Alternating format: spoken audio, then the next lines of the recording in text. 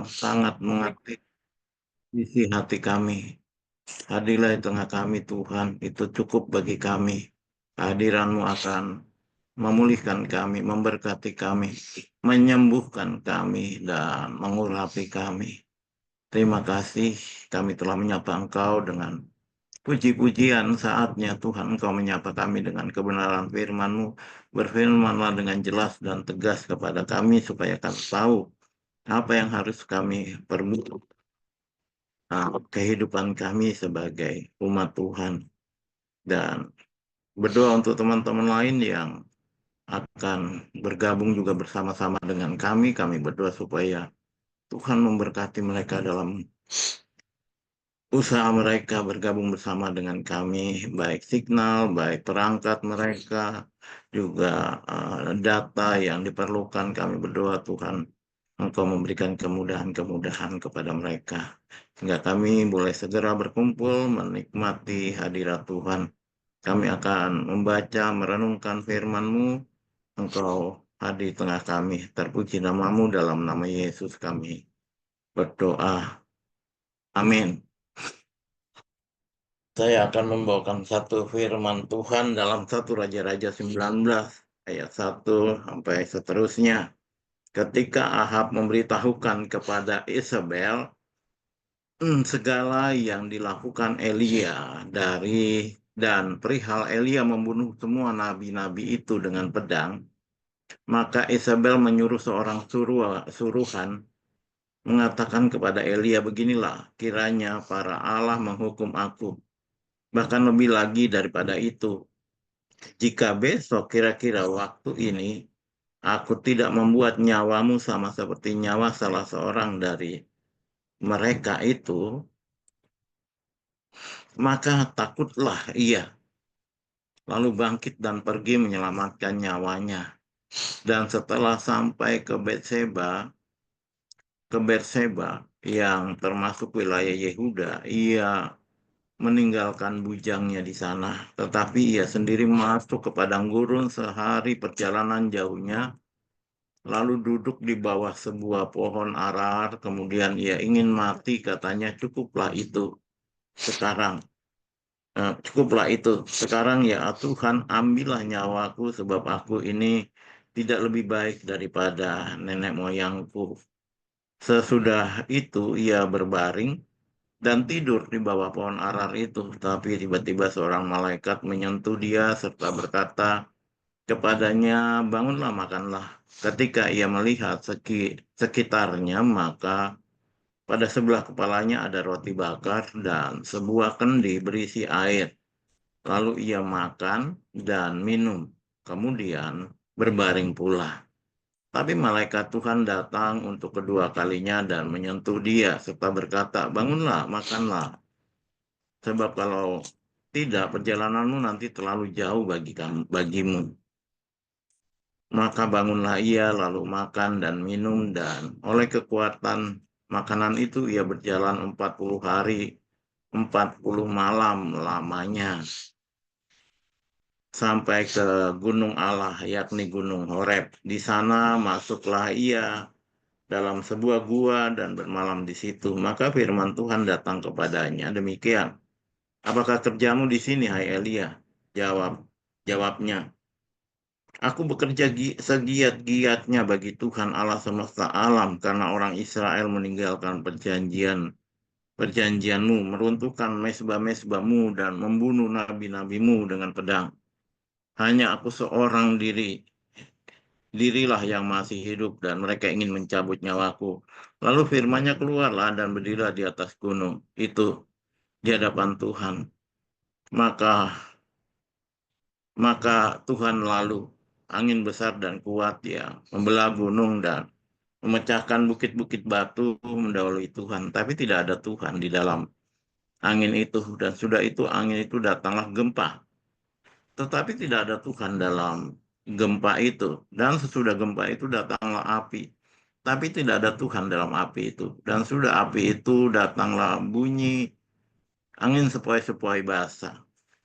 Segera setelah Elia mendengarnya, ia menyelubungi mukanya dengan jubahnya, lalu pergi ke luar. dan berdiri di pintu gua itu. Maka datanglah suara kepadanya yang berbunyi, apakah kerjamu di sini, hai Elia? Jawabnya, aku bekerja segiat-giatnya Tuhan Allah semesta alam, karena orang Israel meninggalkan perjanjianmu, meruntuhkan mesbah-mesbahmu, dan membunuh nabi-nabimu dengan pedang. Hanya aku seorang dirilah yang masih hidup, dan mereka ingin mencabut nyawaku. Firman Tuhan kepadanya, pergilah, kembalilah ke jalanmu melalui padang gurun ke Damsik. Dan setelah engkau sampai, engkau harus mengurapi Hazael menjadi raja atas Aram. Juga Yehu cucu Nimsi haruslah kau urapi menjadi raja atas Israel, dan Elisa bin Safat dari Abel Mehola lalu harus kau urapi menjadi nabi menggantikan engkau. Maka siapa yang terluput dari pedang Hazael akan dibunuh oleh Yehu, dan siapa yang terluput dari pedang Yehu akan dibunuh oleh Elisa. Tetapi aku akan meninggalkan 7.000 orang di Israel, yakni semua orang yang tidak sujud menyembah Baal dan eh, yang mulutnya tidak mencium dia. Ya, ini kisah Eli ya. Amin. Terpujilah Tuhan, yang berbahagia adalah mereka yang mendengarkan, merenungkan, dan melakukan firman Tuhan dalam kehidupan sehari-hari. Iya, Bapak, ini kisah Elia. Siapa Elia sebetulnya? Ya, kenapa sampai ada kisah ini? Ya, siapa Elia? Beberapa buku referensi membukakan tentang Elia adalah nabi besar Israel tercatat dalam kitab suci tiga agama, yakni Yahudi, Kristen, dan Islam. Elia adalah seorang nabi di kerajaan Israel Utara. Ia hidup zaman pemerintahan Raja Ahab, Ahasia, dan Yoram pada sekitar abad ke-9 sebelum Masehi. Nabi besar Israel yang Nabi besar Israel yang bunuh 450 nabi palsu. Ya, dia terkenal sebagai tokoh yang tidak mengalami kematian karena terangkat. Elia juga dicatat dalam Perjanjian Baru dan Al-Quran. Ia dihormati baik dalam agama Yahudi, Kristen, dan Islam. Dalam Al-Quran, dia disebut Ilyas ya, digambarkan sebagai nabi Allah yang besar dan saleh, yang dengan gigi melawan penyembahan berhala atau Baal. Dalam surah As-Saffat 37, ya, ia berasal dari Tisbe, Gilead, berdasarkan 1 Raja-Raja 7 ayat 1. Nabi Elia adalah salah satu tokoh Alkitab yang tak mengalami kematian, ya, tadi sudah saya singgung. Selain Henok, hal ini dicatat dalam 2 Raja-Raja 2 ayat 11. Bahkan dia salah satu yang menampakkan diri bersama Musa, bersama Yesus di sebuah bukit ya. Menurut catatan 1 dan 2 Raja-Raja, Elia berjuang agar bangsa Israel dan Raja Ahab menyembah Tuhan, tidak kepada dewa Baal yang dibawa oleh Ratu Isabel, istri Ahab, ke Israel. Pertama, Elia menubuatkan bahwa tidak ada embun atau hujan pada tahun-tahun ini kecuali kalau dikatakannya. Ia sendiri suruh Allah tinggal bersembunyi di tepi sungai Kerit di sebelah timur sungai Yordan dengan minum dari sungai itu, dan diberi makan roti dan daging oleh burung-burung gagak tiap pagi dan petang. Setelah sungai itu kering karena tidak ada hujan, maka ia tinggal di rumah seorang janda di Sarfat yang termasuk wilayah Sidon. Ya, jadi kalau saya singgung janda di Sarfat, dia diberi makan burung, Bapak Ibu sudah tahu ya kisahnya ya. Waktu putra janda itu mati atau sakit, Elia yang menghidupkannya kembali. Setelah 3,5 tahun keringlah uh, kekeringan dan kelaparan, Elia muncul dan meminta Ahab untuk mengumpulkan semua nabi Baal. Ada 450 orang semuanya untuk membuktikan siapa Tuhan yang hidup, Tuhan atau Baal. Ya, nabi-nabi Baal dan Elia masing-masing membuat mezbah dengan seekor lembu di atasnya. Kemudian masing-masing harus memanggil Allahnya untuk mendatangkan api dari langit supaya membakar korban mezbah. Nabi-nabi Baal tidak berhasil, sedangkan Elia didengar Tuhan.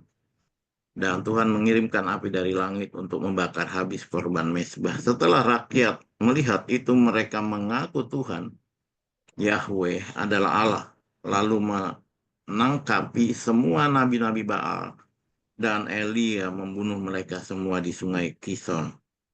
Selanjutnya Elia berdoa dan turunlah hujan ke wilayah Israel ya.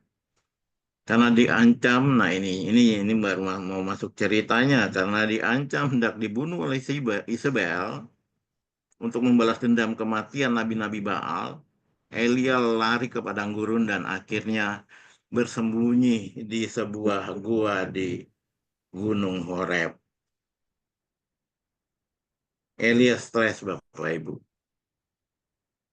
Sehingga kita akan melihat dari pembacaan ini penyebab stresnya Elia itu apa sih? Ya, saya tadi malam sempat singgung ini sebetulnya di pelajaran Pak Marudut ya.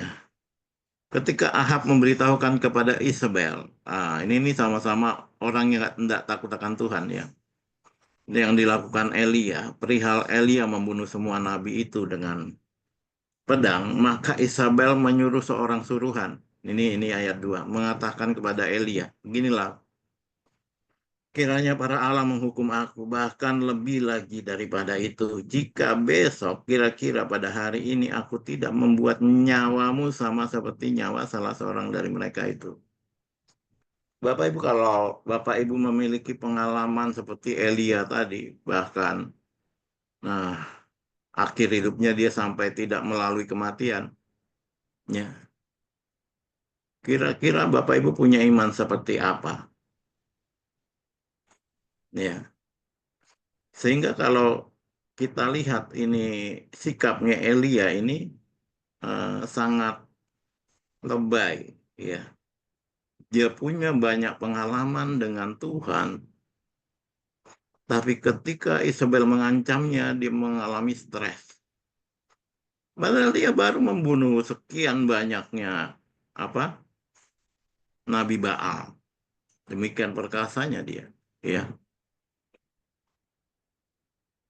Tapi mari kita lihat kenapa dia stres dan apa tanda-tandanya, tanda-tanda stresnya. Nih, ya takut, takut yang berlebihan kayak tadi malam. Ya, sebetulnya dia punya dasar untuk tidak takut, Bapak Ibu, karena Allah yang dia sembah itu Allah yang dia panggil dan menurunkan api dari langit membakar korbannya. Demikian dia Tuhan itu luar biasanya dengan dia. Dia membangkitkan orang mati, dia banyak lagi bukti-bukti penyertaan, tanda-tanda penyertaan Tuhan dalam kehidupannya. Tapi lihat, ketika Isabel mengancam dia, dikatakan di sini takutlah ia. Mungkin ini yang disebut tadi malam itu takut yang berlebihan. Ya, artinya tidak ada dasar untuk dia takut sebetulnya. Ya, ya. Lalu apa? Ini tandanya, tanda orang stres ini. Ya, dan ini yang selalu ditawarkan oleh iblis. Ya, kalau kamu makan buah ini dikatakannya, kamu pasti tidak akan mati. Iya. Salah satu tawaran iblis adalah eh, kematian itu, Bapak Ibu. Kekekalan, ya. Menyelamatkan nyawanya. Sejauh mana sih dia dapat menyelamatkan nyawanya? Ya. Lalu dia meninggalkan bujangnya. Orang yang stres itu seringkali tidak mau diganggu, Bapak Ibu. Ia mau sendiri, ya. Sehingga dia meninggalkan bujangnya di sana. Setelah sampai ke Berseba, ya. Lalu di sini katakan, tapi ia sendiri masuk ke padang gurun dan eh, Sehari perjalanan lalu duduk di bawah pohon arar itu, kemudian ingin mati katanya cukuplah itu ya. Jadi tanda-tandanya lain lagi di sini ingin mati, iya. Lalu minta Tuhan mencabut nyawanya. Ngeri sekali Bapak Ibu ya. Saya pernah melayani anak yang berkali-kali mencoba bunuh diri di Malaysia di satu settle tempat kos-kosan SMA. Ya, dia orang Dayak rupanya. Sudah lama sekali waktu saya mengajar Lead Like Jesus di Malaysia.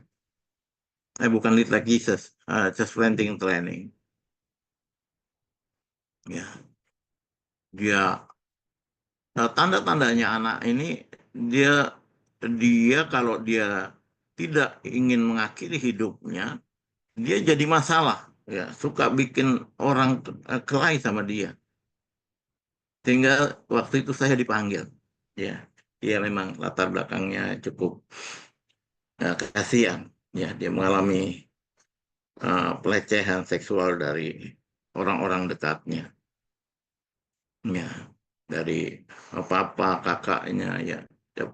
Tapi ya saya melihat ya, itu. Ya, dia mengalami seorang remaja yang stres. Ya, kita lanjut. Ya, tetapi ia sendiri masuk ke padang gurun sehari perjalanan jauhnya lalu duduk ya. Lihat, lihat, ya. Duduk di bawah sebuah pohon ara. Kemudian ia ingin mati katanya cukuplah itu. Sekarang ya Tuhan ambillah nyawaku. Nah, ini tanda-tandanya. Dia sendiri masuk ingin sendirian. Ya, masuk ke padang gurun jalan satu harian nggak tahu ngapain, ngapain. Ya. Lalu tanda berikutnya ingin mati. Ya, lalu minta diambil nyawanya. Ya. Yang berikutnya dia merasa buruk, ya, tidak lebih baik, ya, mulai menilai, membandingkan dirinya dengan nenek moyangnya mungkin, ya, berbaring tidur sampai yang melayani dia Tuhan langsung loh melalui malaikat, luar biasa. Pemeliharaan Tuhan bagi Elia sebetulnya luar biasa. Di Sungai Kerit juga dia dilayani burung-burung, ya, kasih makan dia, kirim makan dia. Ini kali ini malaikat bangunkan dia. Bangunlah, makanlah. Rupanya dia lupa makan juga. Tidak pengen makan. Itu tanda-tandanya. Ya. Ini untuk kedua kalinya ia melihat sekitarnya. Maka pada sebelah kepalanya ada roti bakar dan sebuah kendi berisi air. Lalu eh, ia makan dan minum. Kemudian berbaring lagi. Iya, gitu saja. Iya. Malaikat Tuhan datang lagi untuk kedua kalinya dan menyentuh dia, katanya, bangunlah, makanlah. Dia dipersiapkan dalam satu perjalanan yang jauh sebetulnya. Ya, bangunlah, makanlah, sebab kalau tidak perjalananmu nanti terlalu jauh bagimu. Ya, ternyata dia itu jalan sampai 40 hari, Bapak Ibu. Tidak makan, tidak minum. Maka bangunlah ia lalu makan dan minum. Dan oleh kekuatan makanan itu, ia berjalan 40 hari, 40 malam lamanya sampai ke Gunung Allah, Gunung Horeb. Ya. Nah, di sana dia belajar dari Allah. Dia belajar dari Tuhan, dia mengalami pemulihan daripada Tuhan. Di sana masuklah ia ke dalam sebuah gua dan bermalam di situ. Maka firman Tuhan datang kepadanya. Demikian apakah kerjamu di sini, hai Elia? Ya, ini dia jawab. Ya, dia jawab, aku bekerja segiat-giatnya. Dia merasa seorang diri. Dia merasa nggak ada yang nolongi dia. Padahal nanti di akhir kita tahu masih ada 7.000 orang yang takut Tuhan. Ya, mari kita lihat bagaimana Tuhan memulihkan dia.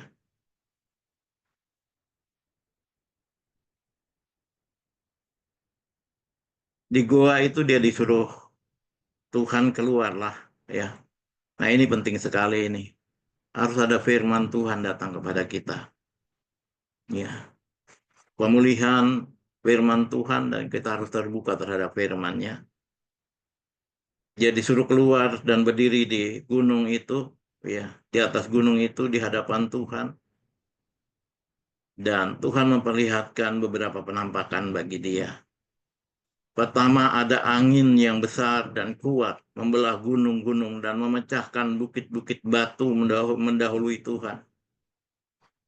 Tapi dikatakan, tapi tidak ada Tuhan dalam angin itu. Lalu sudah itu angin itu datang gempa, Bapak Ibu. Tadi angin yang membelah batu-batu, sekarang gempa. Tapi dikatakan lagi, tapi tidak ada Tuhan dalam gempa itu. Ya. Dan sudah gempa itu datang api. Ya. Tapi sekali lagi dicatat, tapi tidak ada Tuhan dalam api itu. Dan akhirnya sampai kepada datanglah angin yang sepoi-sepoi basah. Alkitab mencatat dia menyelubungi mukanya dengan jubahnya. Artinya ada kehadiran Tuhan di situ. Lalu pergi keluar berdiri di depan gua itu. Maka datanglah suara.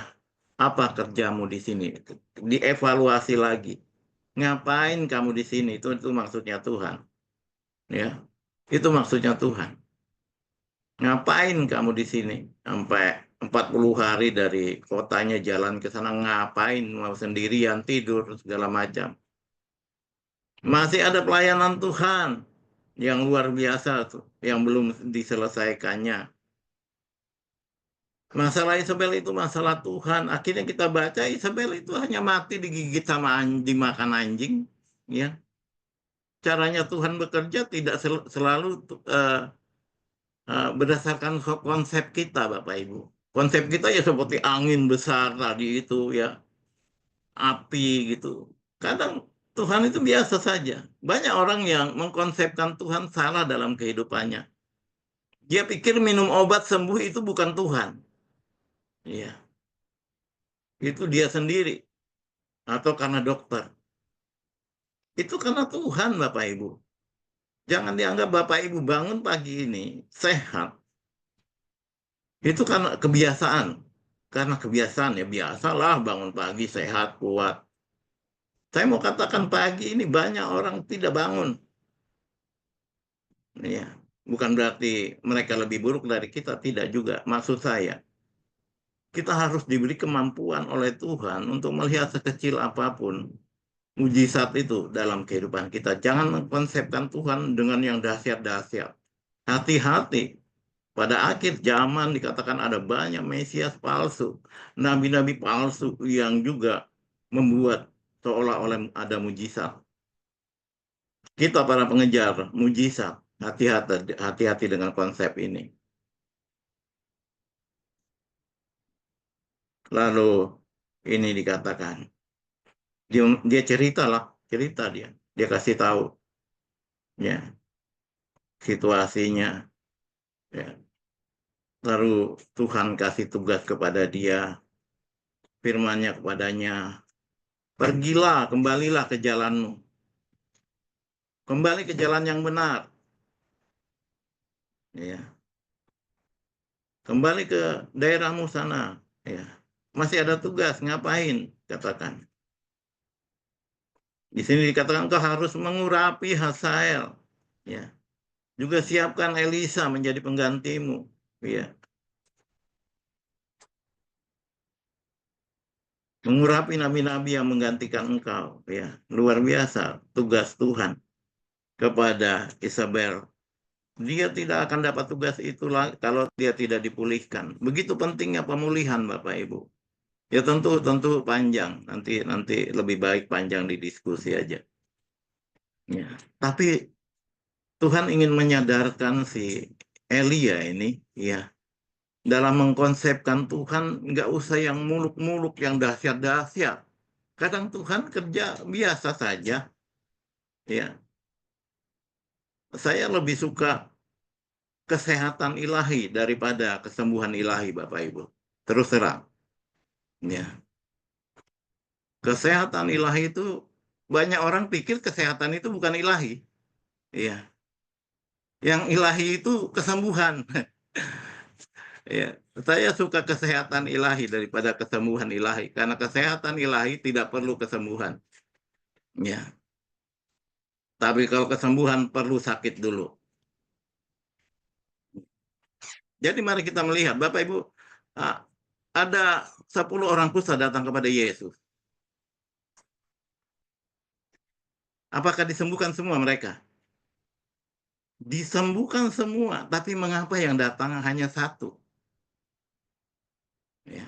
Banyak orang miskin dengan pengucapan syukur, miskin dengan melihat kemuliaan Tuhan, karena dia tidak mampu melihat.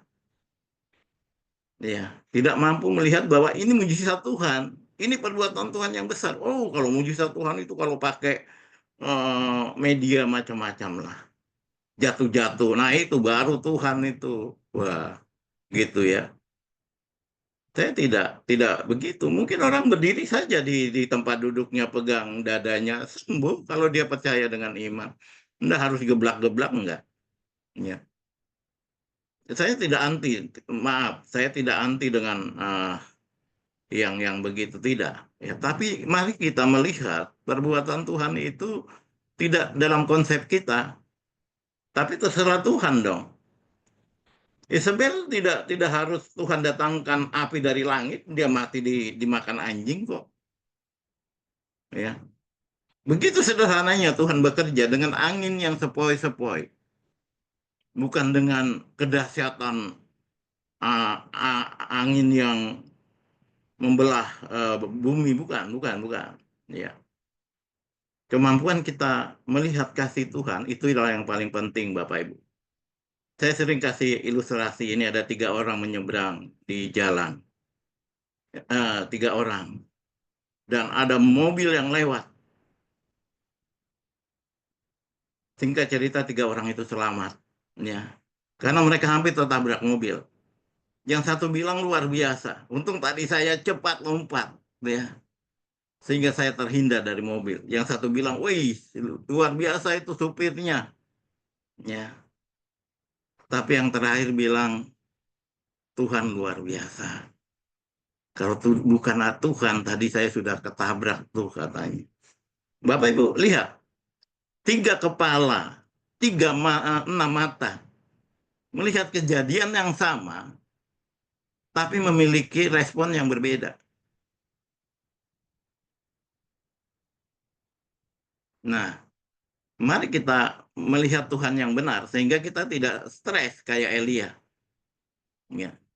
Banyak orang stres karena cara pandangnya dengan Tuhan itu kurang tepat. Ya. Sehingga kita kembali pada pagi hari ini mau belajar dari peristiwa Elia. Ya, dia akan melakukan perkara-perkara lebih besar lagi. Dia akan mengangkat Elisa, dia akan mengurapi nabi-nabi. Itu kan kerjaan Tuhan yang besar yang masih ada di depannya yang tersedia bagi dia. Kalau dia stres, waduh, kasihan banget. Ya, kiranya bagian firman Tuhan ini menolong kita, memberkati kita pada pagi hari ini. Mari kita berdoa. Saya hanya bicara sampai di sini, Tuhan. Roh-Mu yang kudus lanjutkan firman-Mu ini dalam setiap pribadi yang telah mendengarkannya. Terima kasih Tuhan, terpuji nama-Mu, dalam nama Yesus kami berdoa. Amin. Ya, silakan Bapak Ibu.